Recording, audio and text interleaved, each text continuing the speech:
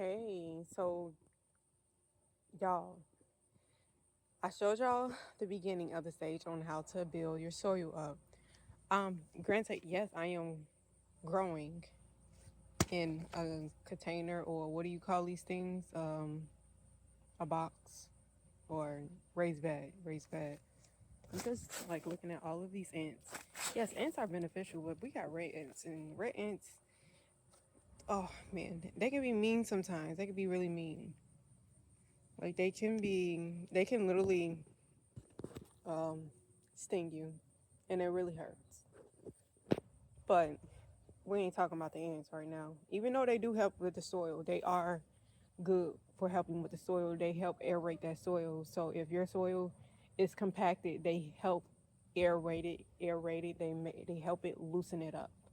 They really is good for the soil, but I do not like them around me because of if you come around. I mean, sometimes they will sting. Get away. Okay, so I showed you guys from the beginning of how to build healthy soil. Yes, you can build healthy soil in the ground also. It is going to take more time to build it up, especially if you have like compacted soil. It don't matter whether it's compacted, like on clay soil or sandy soil. It doesn't matter. It's still going to take time because I do have like a in-ground bed that I did add more amendments to. But I'm showing you all this part right here, which is a raised bed. No matter what, you want to have healthy soil because of your plant. This is what your plant is growing into, and you are going to be consuming it also. And with healthy soil, is that you'll have less issues in your garden. Your plants will not even be sick or anything like that. You don't have to spray pesticides or anything like that, or anything on your plants because your plants are healthy. Start your soil off healthy, then your plants will be healthy also.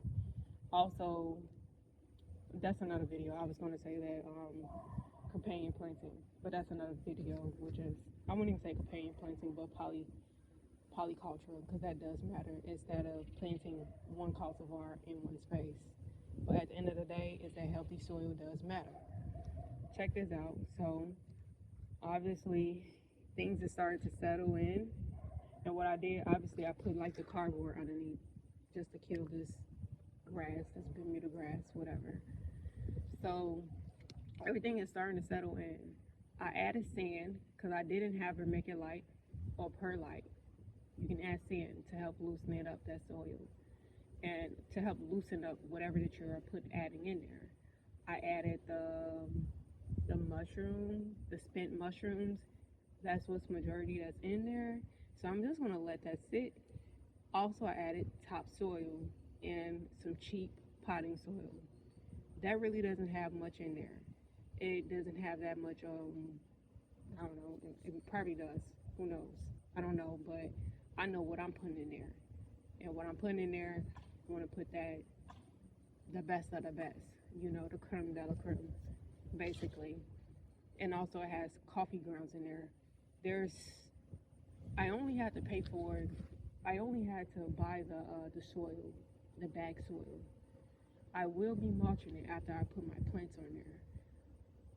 But the thing is that what's really helping this soil is that microbial life, that life that in those spent mushroom blocks. I will here to tell you that if you can't find spent mushroom blocks, then just get mushroom compost because that's how they're making the mushroom blocks. They're make not mushroom blocks. That's how they're making the mushroom compost out of the spent mushroom blocks. Just get mushroom compost. I used to use mushroom compost when I was doing my garden in bags, and boy, I must say my plants was actually growing really very well. I don't use any like much manures and stuff like that because I already know is that the animals and the stuff that they're feeding the animals, which is GMO products, is going into their stool or whatever that they're feeding them is going into their stool. So I don't use much of that manure products and stuff like that because of I know what's in there.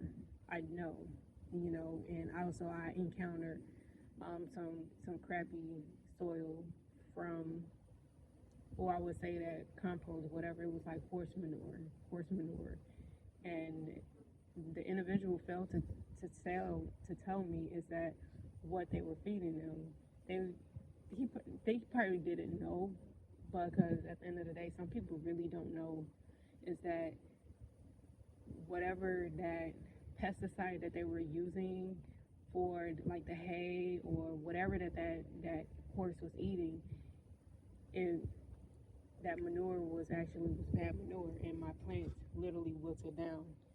The things that actually grew in that plant was actually okra. Okra was able to withstand it, but everything else, like those nightshades, was not. They didn't like it. Matter of fact, they all like wilted down. So, and eventually died. So I tend to leave manures out, unless that you already know what's in your animal stuff, whatever the case is. But at the end of the day, is that I don't solely rely on manures. Manures, whatever the case is, like you don't have to solely rely on manures, because a lot of people think that you literally only need manure, like to build a healthy soil, but that is not true.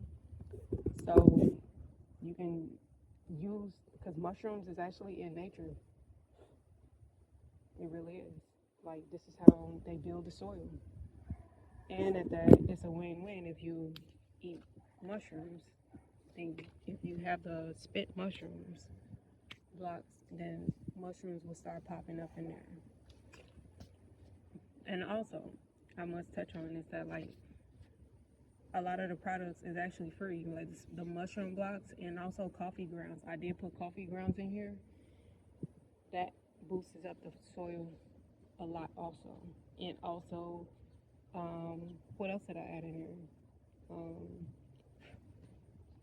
I added, oh, I'm just looking at these hints, my apology. But I also added food scraps in there.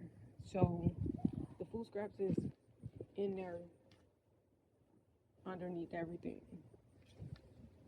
And I'm just waiting for this bed to settle, and then I'll just start putting plants and seeds inside of this bed. When I'm saying settle, basically is that this stuff is starting. This spent mushroom block will be loosened up, and it won't be hot, because I don't want to plant in anything that's hot. I learned the hard way. I almost killed my plants. I had to dig it out and then put them in pots.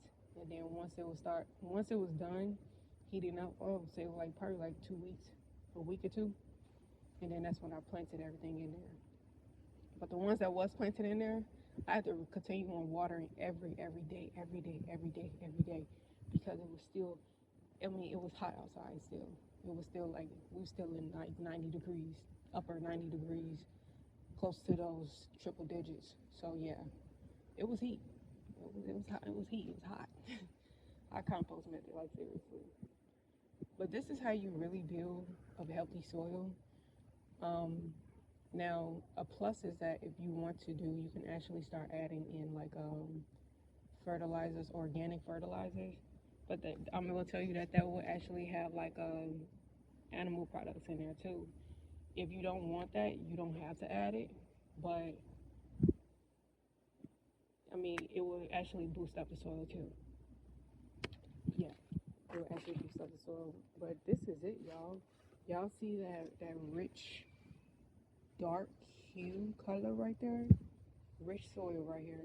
This is the this is rich healthy soil out of the mushroom blocks.